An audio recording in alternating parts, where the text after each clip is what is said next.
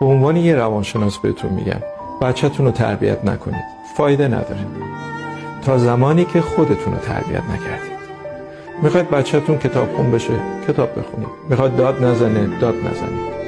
میخواید پرخاشگر نباشه، پرخاشگری نکنید. میخواد مؤدب باشه، مؤدب باشید. میخواد احترامتون رو نگه داره، احترامش رو نگه دارید. بچه آینه شماست، کاری نداره خیلی شما چی میگید، بلکه فقط رفتار شما رو نگاه میکنه و اونو الگو سازی میکنه و خودشون رو پیاده میکنه.